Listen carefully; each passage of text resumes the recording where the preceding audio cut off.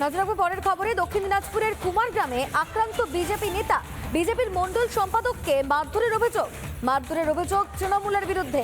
কুমারগঞ্জ ব্লকের বটুন গ্রাম পঞ্চায়েতের বাসরা এলাকার এই ঘটনা। আহত বাবুন মণ্ডল হাসপাতালে চিকিৎসাধীন। এলাকায় ব্যাপক উত্তেজনা, টহলদারি পুলিশে। বিজেপির মণ্ডল সম্পাদককে এবার মারধরের অভিযোগ। বেধড়ক মারধর করা হয় বিজেপির মণ্ডল সম্পাদক বাবুন মণ্ডলকে। হাসপাতালে চিকিৎসাধীন রয়েছেন এই মুহূর্তে তিনি, এবং এলাকায় ব্যাপক উত্তেজনা, টহলদারি পুলিশে। দক্ষিণ দিনাজপুরের কুমারগ্রামের এই ঘটনা। ফের আক্রান্ত রাজ্যে বিজেপির নেতা। এবার বিজেপির মণ্ডল সম্পাদককে বেধড়ক মারধর করা হয়। গোটা ঘটনায় অভিযোগের আঙুল শাসক দলের বিরুদ্ধে। কুমারগঞ্জ ব্লকের বটুন গ্রাম পঞ্চায়েতের বাঁশরা এলাকার এই ঘটনা। আহত হয়েছেন বিজেপির মণ্ডল সম্পাদক বাবুন মণ্ডল। হাসপাতালে ভর্তি রয়েছেন তিনি। ঘটনার পর থেকেই এলাকায় ব্যাপক উত্তেজনা, টহলদারি দিচ্ছে পুলিশ। ব্যাপক মারধর করা হয় বাবুন মণ্ডলকে। বিজেপির মণ্ডল সম্পাদক তিনি, এবং তৃণমূলের তরফে মারধর করা হয়েছে এমনটাই অভিযোগ উঠে আসছে। আক্রান্ত বিজেপি নেতা ঠিক কি জানাচ্ছেন শোনাই আপনাদের।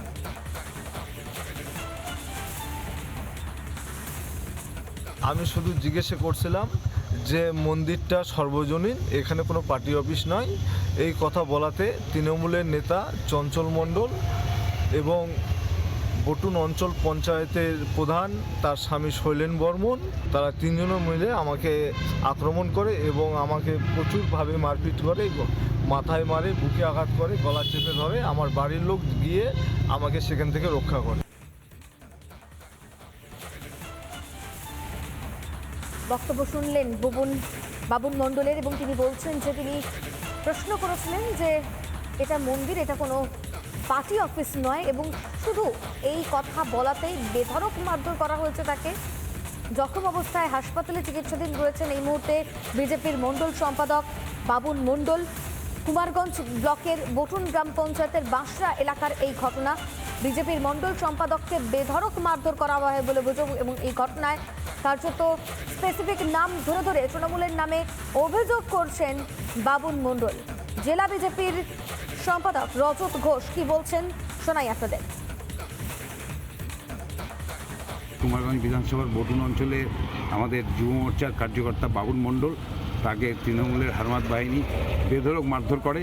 তার দোষ, সে তার পাড়ার দুর্গা মন্দিরে তৃণমূলরা পার্টি মিটিং করছিল। সে খালি বলছে ভাই এটা তো সার্বজনীন জায়গা, এখানে পার্টি অফিসের কাজ করা ঠিক না।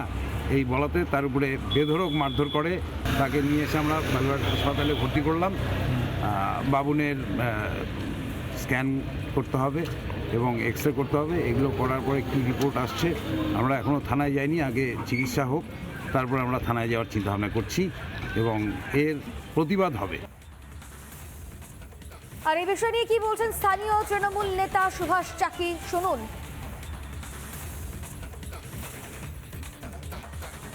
দেখুন, আমাদের রাজনৈতিকভাবে উন্নয়নের পাঁচালী সারা পশ্চিমবাংলা জুড়ে কর্মসূচি শুরু হয়েছে। তাতে আমাদের ক্রাইটেরিয়াই আছে যে আমরা মন্দিরে প্রণাম করে বেরিয়ে যাব।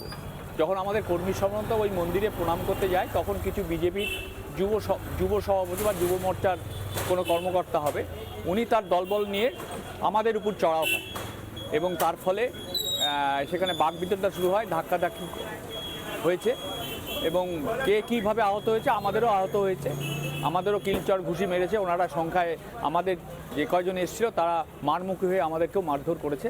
এইটুকু খবর আমি পেয়েছি।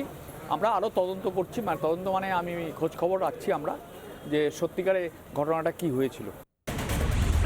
নানা ধরনের কন্টেন্ট দেখার জন্য লাইক করুন, শেয়ার করুন আমাদের ফেসবুক পেজ, সাবস্ক্রাইব করুন আমাদের ইউটিউব চ্যানেল। পাশাপাশি অন্যান্য ব্রেকিং নিউজের জন্য অবশ্যই চোখ রাখুন রিপাবলিক বাংলায়।